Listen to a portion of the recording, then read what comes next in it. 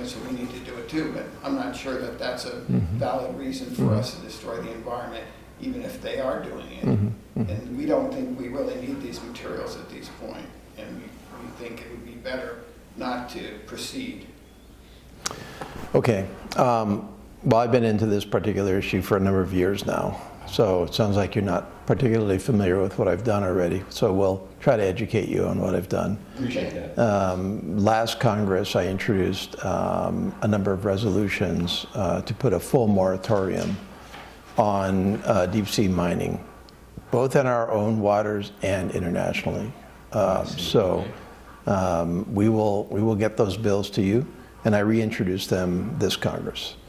Thank you. And I said everything that you just said in the congressional record. So that's out there. I've asked my colleagues to sign on to those bills. Independently, you know that the International Seabed Authority has put off licensing for a number of times. Yes. Over concerns that we don't understand what the impacts are, and that we don't have a full regimen of, international laws and procedures and understandings and regulations that would take care of any anticipated harm to the ocean. And there are plenty of countries that agree with that. And there are plenty of countries around the world that agree with that. Most countries, as a matter of fact, on the International Seabed Authority. And you also know that because we never joined the Law of the Sea, we don't have a formal vote in the International Seabed Authority. However, we have been quite involved, at least to date, in the actions of the International Seabed Authority as a quote-unquote observer, but an influential observer. That was in the prior administration. This administration is taking a completely different tack. They are essentially, by executive order, trying to open up deep seabed mining. They've issued that order a couple of weeks ago. There is currently an insufficient critical mass in Congress to stop that from happening. Because essentially the other party is in charge and they're in support of deep seabed mining as fast as possible, and they're not going to say no to the president and his administration on this. So that's a very dire situation for deep seabed mining. Specific issues. The first issue that we want to kind of speak about is reduced crew operations. Big picture, we want 2 pilots on the cockpit at all times, fully qualified, well rested. There's a push with Airbus and EASA, the European equivalent of the FAA, to reduce crew operations, eventually starting with the cargo side of operations. They've been testing a 350. They made some significant progress with that. On the military side, that tech already exists. We could go fully autonomous. And for us on the commercial side, we're here in the spectrum. We haven't moved to fully autonomous, but they're starting to move away from reducing the crews to eventually ground control stations, non-piloted aircraft, to fully thinking autonomous aircraft. Are not even pitched, but common sense dictates we're pushing for keeping 2 pilots in the cockpit at all times, not reducing pilot operations. I got a personal anecdote. I've had a crew member go incapacitated on me, one of my inter-island flights, absolutely terrifying. If you reduce the crew operations to single pilot, if that pilot has an issue where they pass out, have a heart attack, or something like that, that computer can't take over that job at that point. It becomes a very dangerous situation. For me, my fellow FO went incapacitated for 2 minutes. I had to check his pulse. I didn't have to resuscitate. I thought it was a cardiac issue at first. Very pale in the face. He was supposed to be flying, but I was there to take controls, assume his duties and my duties, because there's pilot flying duties and there's pilot monitoring duties. And those are divided in the cockpit. When one goes away, that's a pretty significant workload, and that's what you're asking a single pilot to do. Manage a computer and fly the plane. So the workload for a single pilot to eventually no pilot is insane. We think generally that's just a bad idea. Just because you can technically and technologically do something doesn't mean you should do it. For the military, it's easy. You're just delivering payloads, weapons to time on target, but we're transporting people. So that's our argument. Keep it piloted by 2 pilots. Yeah. Like you said, 2 well-trained pilots, 2 well-rested pilots. Everything in the airplane is about redundancy. We don't have just like one engine. Everything that goes into the engine, we make sure we have multiple things that can power it because you can't pull over. And it's the same thing with the pilots. You don't want just one pilot. You want 2. Redundancy. It makes the operation go smoother and safer. And there's really no reason to cut a pilot. So where's the movement to do this coming from again? Europe and Airbus. Yeah. So they're trying to push that. So And why are they doing that? we think it's the motivation is pretty clear. Cost savings. So they're trying to create a product that they could sell to all the airlines at cheap to save on pilot labor. So bottom line, they're trying to cut pilot jobs. Sure, we are pro our jobs. What obviously. about the U.S. companies like Boeing? What are they doing? Yeah, so Boeing, they're very hesitant on it. They got Airbus, they got Boeing, our 2 biggest manufacturers. Boeing is definitely testing it, but we are trying to legislate them from pursuing joint efforts between them and the FAA to continue to develop. Okay, that well, tech. I get the issue. I mean, and I'll take a look at the bill. Yeah. So it's a bill, right? There is a There's one. letter. Right. We have a ladder. We're trying to get Guaranteed. co-sponsors. Okay. Yeah. Well, let me Guaranteed take a look. I president. just, I want to look at it. Yeah, for sure, sir. That's all we ask. Okay. Yeah, obviously we're biased. We want our jobs, but just from a perspective as a former test pilot, like you want 2 people to transport people. Mhm. Like it seems pretty common sense to me. But Has anybody actually run a cost savings analysis on it? I personally haven't seen that data, but I'm sure corporate finance divisions are just like, dude, you can save You so know, much like, more money. the cost of a pilot versus the cost of Oh, I see. turning a system into replacing that pilot with a computer. I suppose that's what I'm not aware, but I'm not sure honestly. I can ask and get that. No, I'm information just, to her, I mean, at some point, that's a question, right? Mhm. Yep. Like if the factor is 100 to 1, I'm just thinking out loud here. Airbus came out and said specifically that they're willing to pay that extra insurance premium on losing cargo and 1 pilot's life as opposed to paying Oh, for 2 wow, pilots. thank you so much. They were blatant about that. We're like, are you kidding me? Like, it's out there That's, saying yeah, I wouldn't have said that. yeah, and it's just like extremely incriminating. It was like, dude, Yeah. look, you're saying it right here. It's out there. So Yeah. yeah.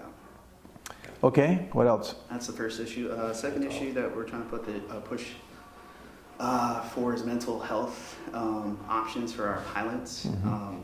Really, it's the process of getting medicals back and seeking the treatment that some of us may need. Right now, we have a culture as pilots, and Billy can attest to this. Even in the military, probably more so in the military, we don't want to lose our medical because we can't do our jobs. That's a takeaway on the military side. So it creates a culture of secrecy. We don't want to go see a doctor because we know potentially I just might lose my job because I just got medicaled out. On the airline side, the biggest, and as a transitioning veteran pilot, the biggest guidance that all of us got for our VA claims is do not put anything mental down. Post-traumatic stress disorder, depression, anything mental regarding your health, just don't put it down for a VA claim because you will not get your first class medical and you cannot be an airline pilot.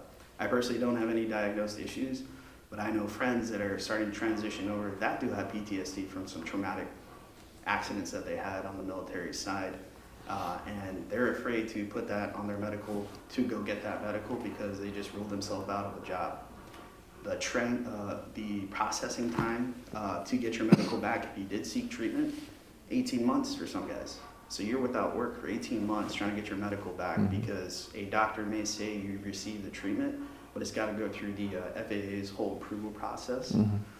So the bill that's being that we're trying to push, that is sponsored on the House side by Castor and Stauber, the Mental Health and Aviation Act, is trying to reduce that processing time to allow us to go seek, for the people that need it, seek the treatment they can get for mental health, and in a reasonable time, assuming that they pass with flying colors and receive the treatment they need to get their medical back, as opposed to waiting 2 years without work. So they're just trying to streamline it on the. I thought where you were going to go with it, frankly, was not so much reducing the processing time, but kind of a safe harbor to get help. Yeah, both. Is that in there, that bill? I'd have to reread it, but I thought it was similar to that because it's like we already have our HIMSS program, which I'm not sure if you guys are familiar with, but that's the alcohol. It's like if you go get help beforehand, it's a lot better for your life and your career. Mm-hmm. And so we're trying to get something similar like that with the. I can check it out. I'm just. Well, welcome to DC. Several of you have been in this office a lot of times before. Who hasn't joined this fine trip yet? Oh wow, okay, we've got some new ones here. Six of you. Okay, well, welcome to the annual trip by the realtors from Hawaii. It's always a good time for me to. I'm fine talking about national issues, and I know you have a national issues list that is right there. But I'm actually a little more interested in what your perspective is on what's happening in Hawaii. We're 5,000 miles away, and I'm not home all that much, although I go back all the time. But you guys are all right in your communities. You have the pulse of your community, whether it's your profession. But I've always found that the realtors have a really, really good pulse on the community. So that's what I'm kind of interested in. What are people dealing with? Obviously home prices, home availability, a whole range of issues having to do with housing. But beyond that. And so, over to you, or whoever's running it. Are you running this fine meeting? Yeah, no, thank you.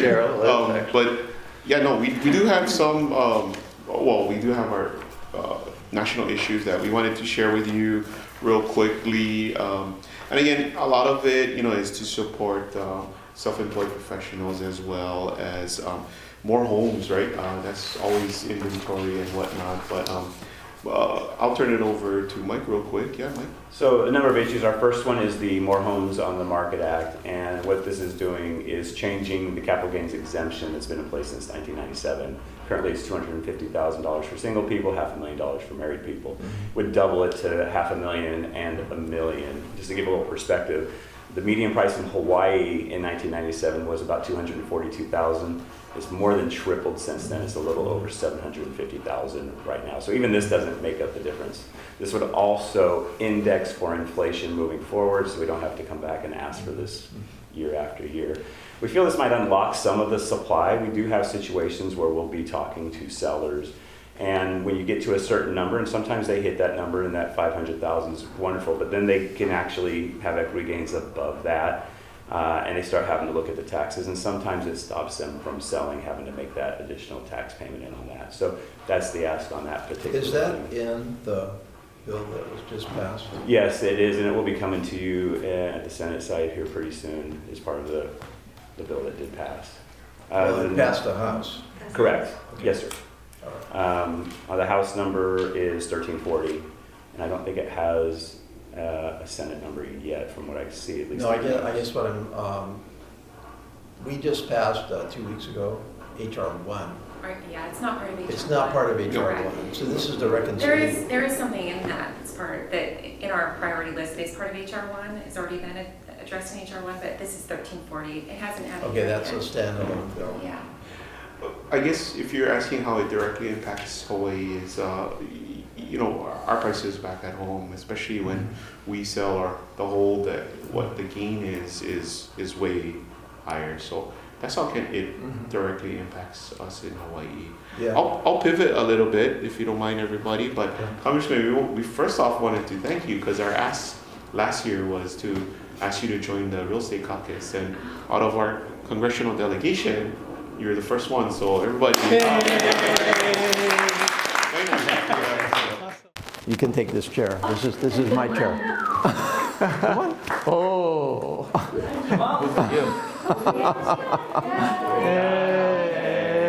Okay, excuse me, she's going to work for a little while over here. Okay, you're running the country. Aloha to everybody. What grade are you all in? Sixth grade already. How many people have not been to Washington, D.C. before? Oh, lots of people, huh? How long have you been here?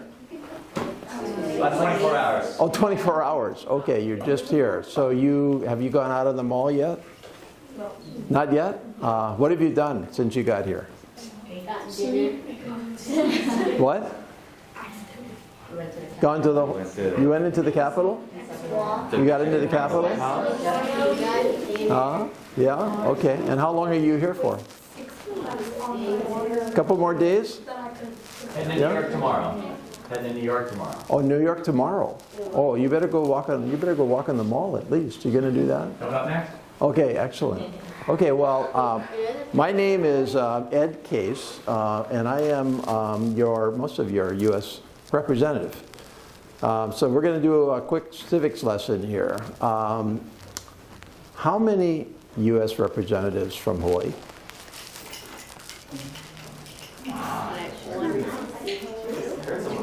Ooh, okay. How many branches of the U.S. government? 3. What are they? What's the first branch? The one that the president runs. What's that called? The executive branch. What's the court one? What's that called? Judicial branch. And what's the third one? Legislative branch. And what is the legislative branch? The United States Congress. The United States Congress. So we have 3 branches of government. The United States Congress makes the laws and pays for everything. The executive branch, and we do it from right here, right? The executive branch, the president carries out the laws, also runs our military. And what does the judicial branch do? What do the courts do? They referee any fights between the executive branch and the Congress. Because somebody's got to say who's right and wrong in terms of running our country and running our laws. And sometimes the Congress and the president don't agree. And so you got to have somebody that's going to decide. And what's the top of the judicial branch? What's the top court called? Supreme Court. The big cheese, the Supreme Court. So I'm in the United States Congress. And there are how many parts of the United States Congress? How many branches? 2 branches. The United States Senate and the United States House of Representatives.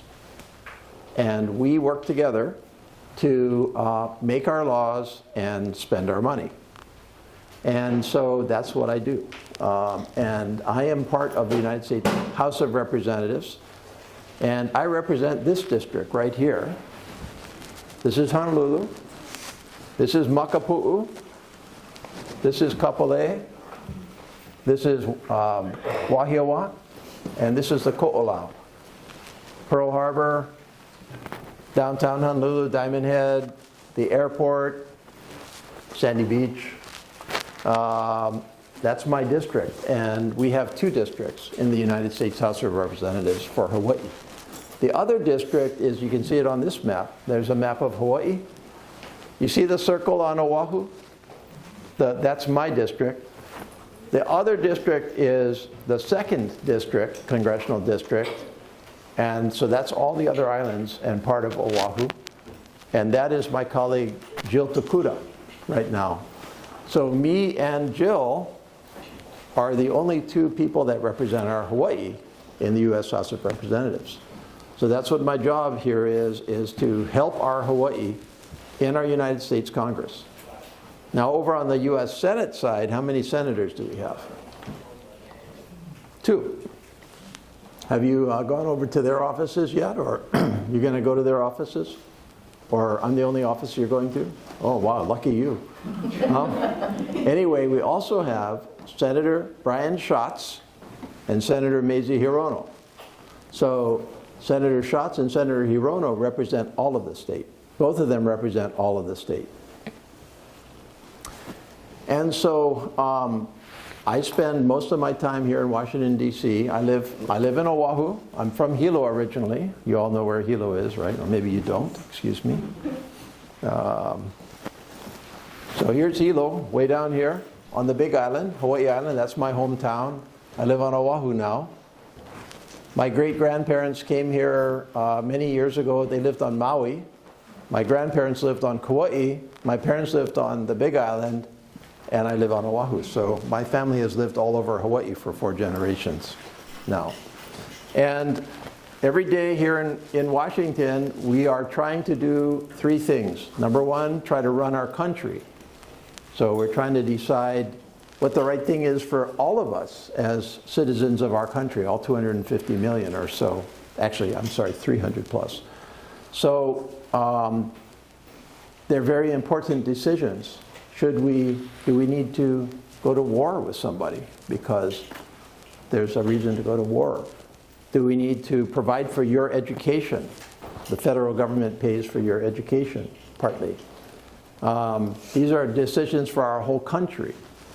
Doesn't matter whether you're from Alaska or from Oregon or from Texas or from Hawaii. We're all citizens of this country.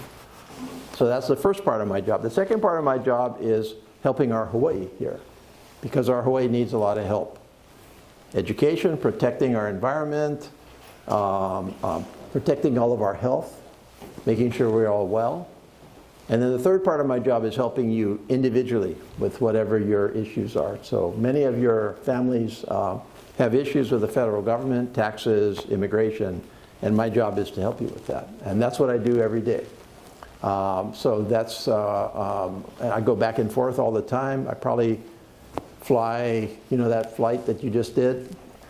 I probably do that about 18 times a year, so 1.5 times a month. So I sleep a lot on a plane. And I feel like some of you when I get here, I'm all sleepy. Some of you are all sleepy right now, yeah? Because you red-eyed here. Okay, I'm going to turn this over to you because I want to see what you want to ask me about anything.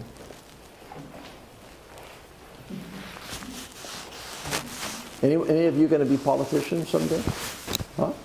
Thinking about it? Did you go in the U.S. Congress? You went in the Congress already, so you saw the middle of Congress and you saw the statues and everything? All of the people that have helped run our country over the years? Did you see the statue of the people from Hawaii that are in the U.S. Congress? Did you see Kamehameha? Yes. Pretty impressive, yeah? Did you see Father or Saint Damien? Saint Damien? You didn't get to see Saint Damien. We have the people that have represented our Hawaii very well that are in the United States Congress. Okay. Young man, what is your question? I saw your hand up. What do you think of all this? Frozen. Huh? You're still trying to absorb it all? Yeah. Yeah. Maybe share what are some of the things that you think that will be pressing issues for their time, you know, when they come to adulthood? What are some of the things that are crossing your plate now that might impact them or that it's... So I think one of the biggest things that we don't know how this is going to turn out, but all of you are going to be part of it, is artificial intelligence, AI. So much of what we do today is done by us in our work, in our play, in our whatever we do. But artificial intelligence is about computers doing a lot of the thinking for us. And how's that going to change our world? How's that going to change your world? So I'll give you a good example and tell me what you think about this. I just had in my office some airline pilots. They fly the planes, right? And of course, we all care about planes being safe. And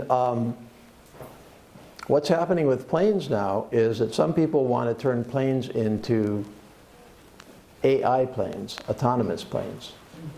So planes that are flown by machines, not by pilots. What do you think about that? What do you think the pros and cons of that are? First of all, what might be good about planes being flown by machines rather than humans? The pilots won't be as sleepy or like make a mistake because they're tired or something. Correct. Right. The pilots may not be sleepy. Machines, presumably, they don't get sleepy, right? They just function. So pilots are not getting tired and going to sleep, right? Any other advantages of machines running planes? There won't be accidents because someone didn't make a choice in time. Because why? Because there won't be accidents because someone couldn't choose what they should do. Correct. Okay, so that's two things that we're already talking about on the positive side of things. So you said the pilots are not going to get tired, and you said we're not going to make as many mistakes. Anything else on the positive side?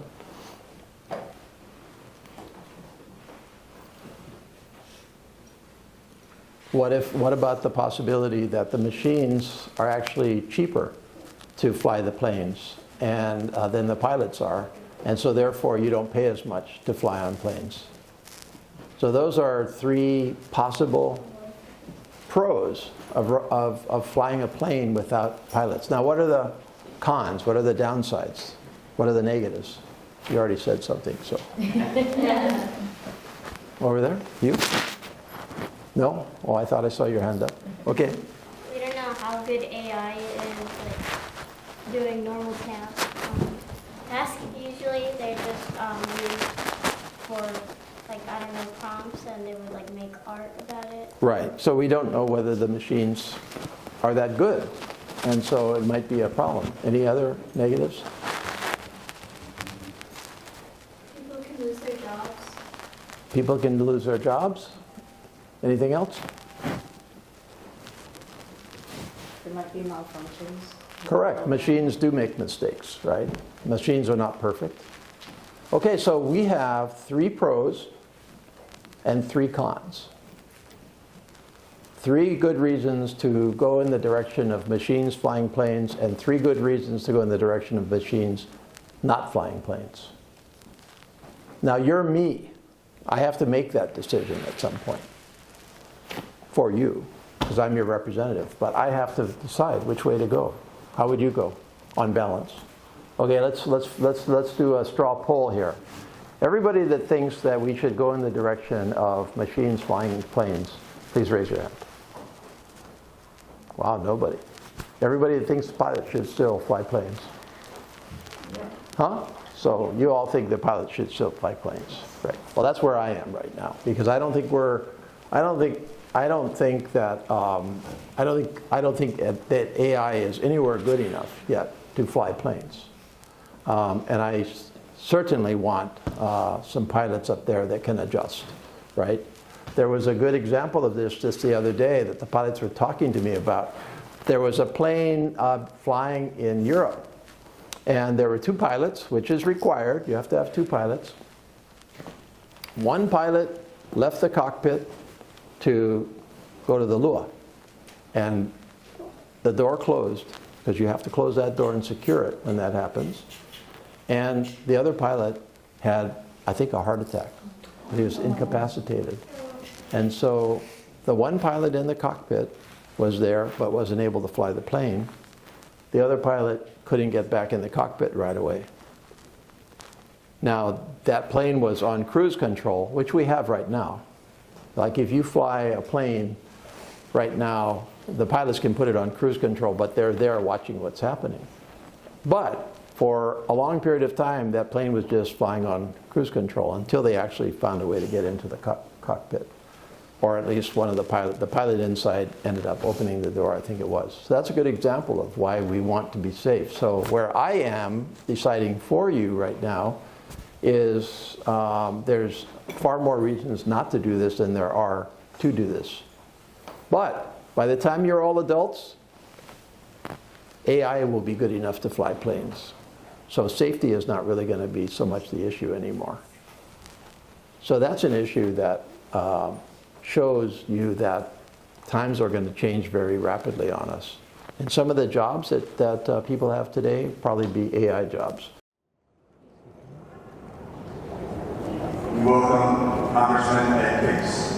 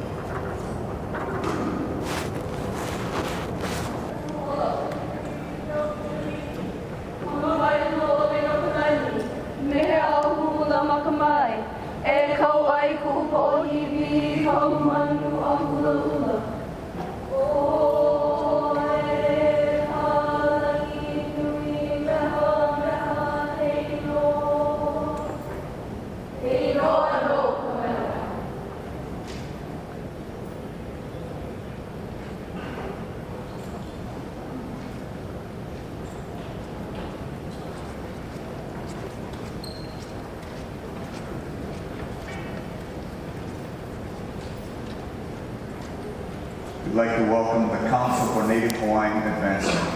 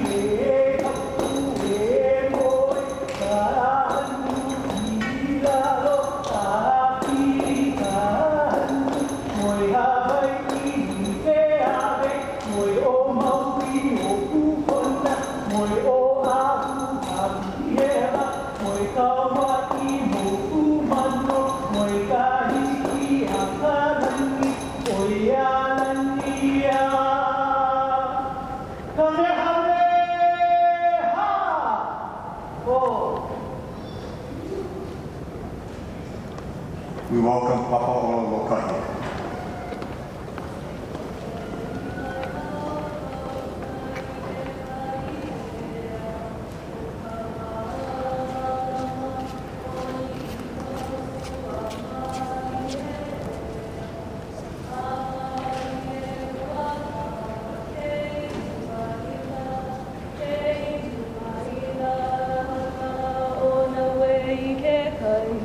No, no way, kahala, no, kunai, kalake, kapanua, no,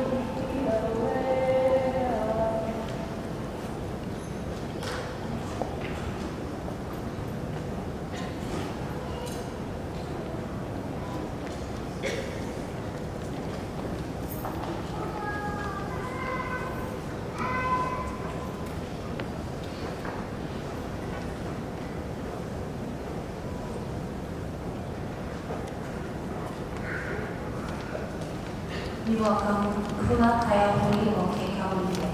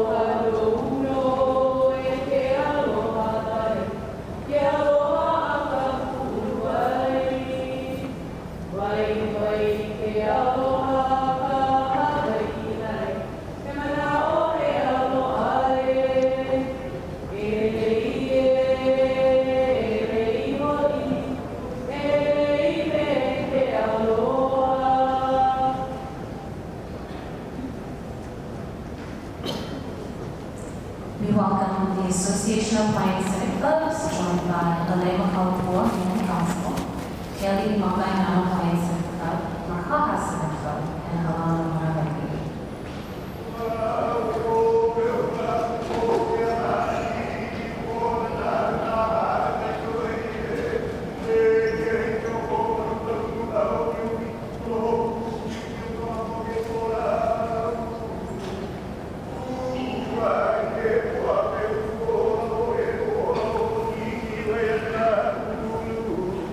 kahi me iki huna, makahuna me haila iki pio hue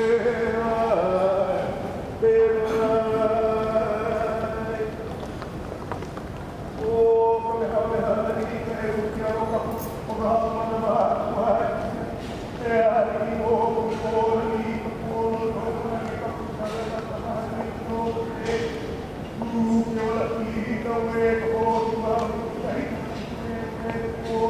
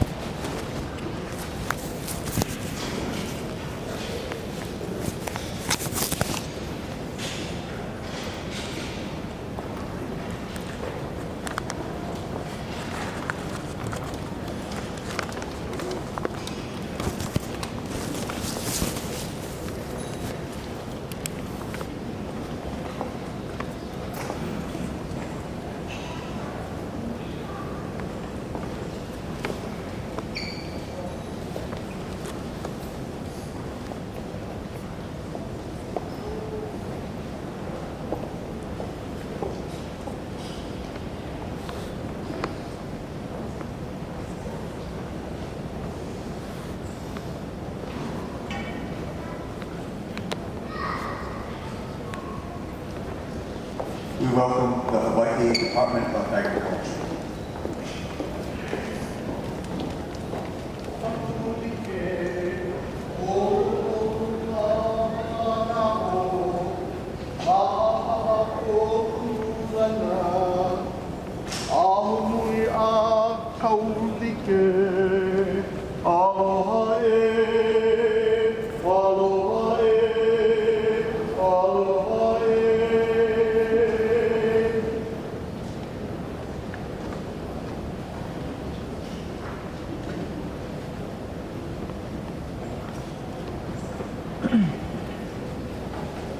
We welcome back the Royal Order of Kamehameha and Maui.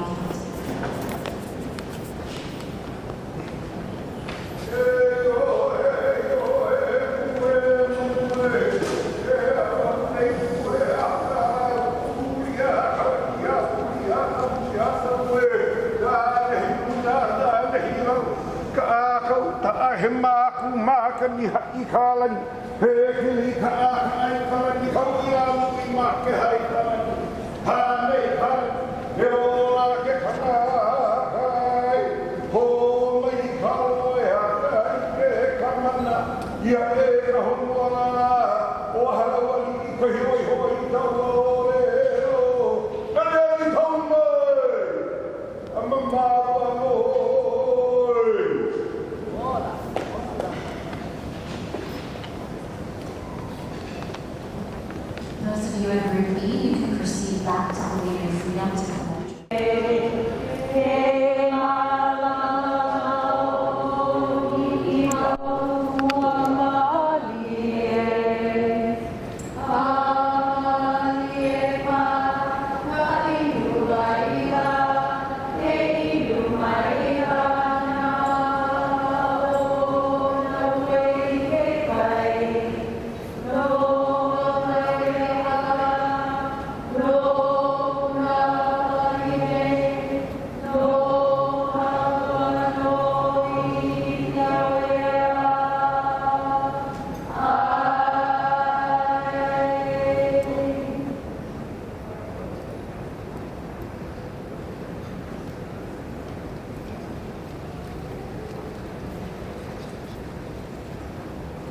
We welcome the University of Hawaii Alumni Association, North California Regional Chapter.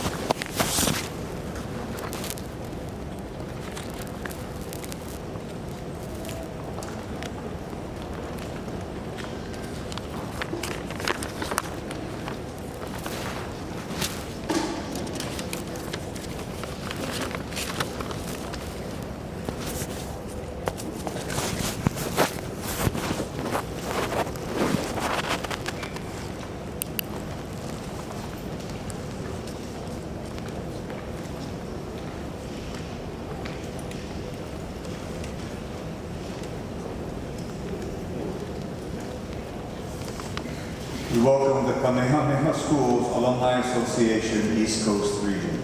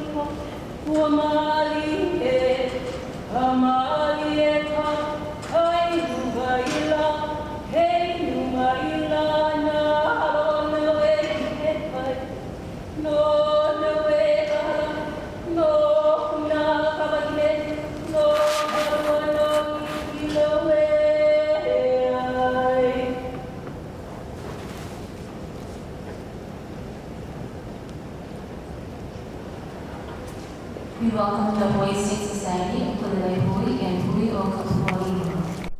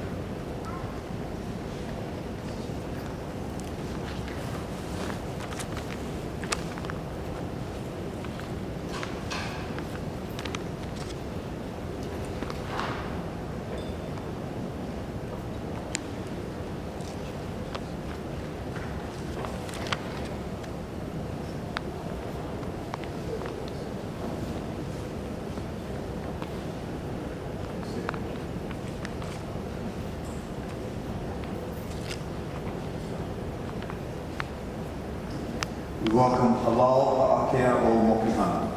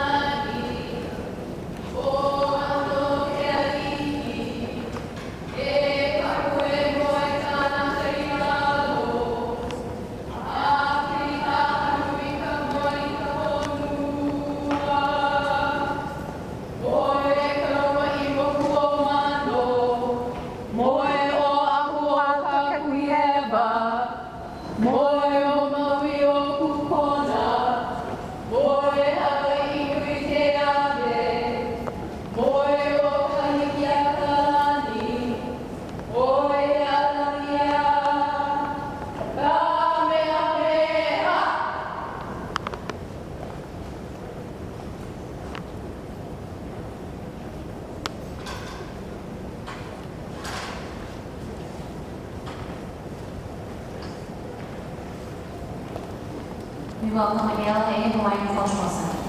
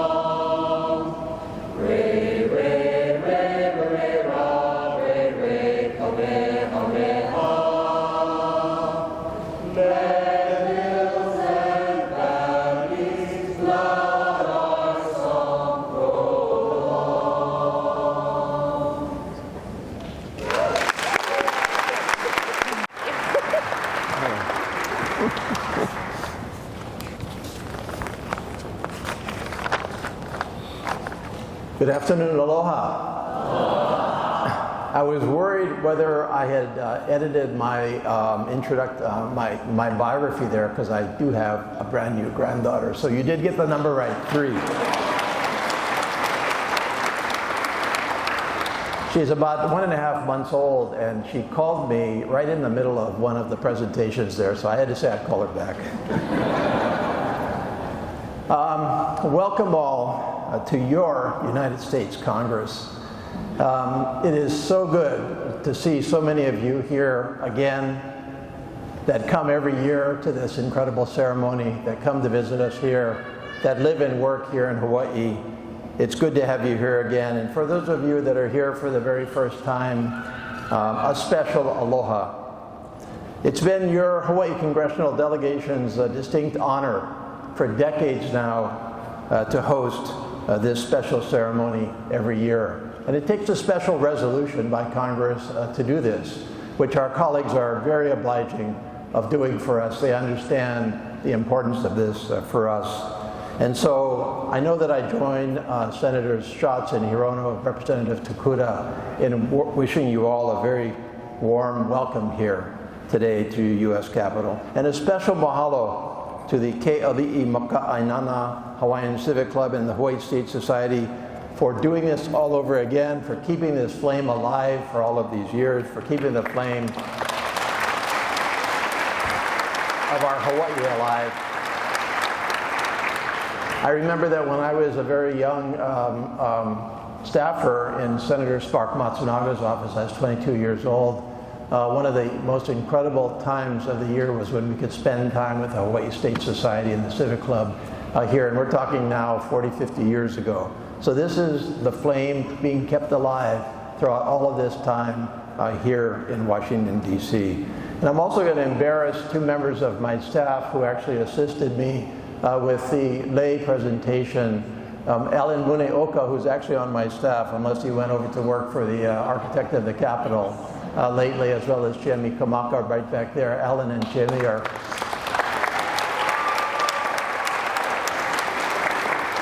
Alan and Shemi are proud graduates of Kamehameha Kapa'alama. Alan in 2017, Jimmy in 2019, and there are many here in Hawaii, here in Washington, D.C., who are from Hawaii, of Hawaii, who are working for our Hawaii here. They are just two of them. This Capitol Hill here, where we stand today and sit here today, has housed our United States Congress since 1800. This is the 225th year that Congress has been right here on this Capitol. Of course, we know that for centuries before that, the indigenous peoples of Hawaii called Hawaii home. It was their home. And we know, as Trustee Lindsay reminded us, that just 5 years before 1800, Kamehameha had gotten all the way to Oahu. And within a few years after that, he had united the islands into the kingdom of Hawaii. And so, as we celebrate the history of our country, also remember the history of our own Hawaii. All of that happened even before our country was even founded, in the modern era at least. And so we celebrate him for all of those achievements here today. As she also noted, Kamehameha, the statue, came to our Capitol here in 1969. And you will remember that for several decades, he was located in Statuary Hall in the Capitol itself, not too far away from here. And although he was very prominent there, perhaps many of us always thought that that wasn't quite the right place for him because of his massive weight. He was in the back, a huge column underneath him supporting his weight, and perhaps he wasn't quite as prominent there. And so when this beautiful visitor center was built 15 years ago or so, with a little bit of persuasion from the congressional delegation, we brought him here to this incredible location that he has here, this incredible location where he really dominates this room, where he looks out over this room. And I always have thought that it's a beautiful placement of Kamehameha in this room. You will notice, for example, if you have your orientation correct, that he looks west. This is west, towards our home.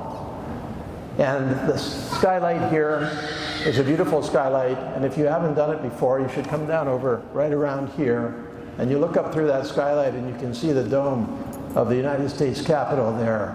And so in a way, what he does is he looks west past the United States Capitol through the rest of our country, across that ocean, to where his home was and where our home is. And I love the sunlight on his face. If you notice, the sunlight doesn't exactly hit the faces of the statues here like it does his right now. There's a wisdom in that gaze, and it's interesting to watch the reactions of visitors that come through here that know nothing about him. We have somewhere around 3 million visitors a year who come to this very place. And when they come here, and you will see this if you come here on a busy day, they gravitate right here because they want to know, who is this person? Who is this person with that look on his face, with something that for them is strange? And they, I'm sure, go back and spend a little bit of extra time to understand who this incredible person was that is celebrated here today. So this is a unique statue to honor and reflect upon a truly unique person, not just in the history of our Hawaii, but in our country and the world. You know, a person that had so many facets to him. He knew when to be a warrior and he knew when to be a statesman. He knew when to be firm and fierce and when to be compassionate. He knew who needed protection, the old, the young, women, and others. He knew how to change without losing your value, your culture, your soul. He knew all of these things, and today he is celebrated for these things here. And so it's really just incredible time for us to celebrate with him again, to remember him, and to perhaps be inspired again by him, not just for our Hawaii, but for our country and world, because this is not just a statue here, as we all know. This is a living, breathing spirit, a beacon, a lesson, an inspiration for all of us, and it is right that we should again honor him. Mahalo.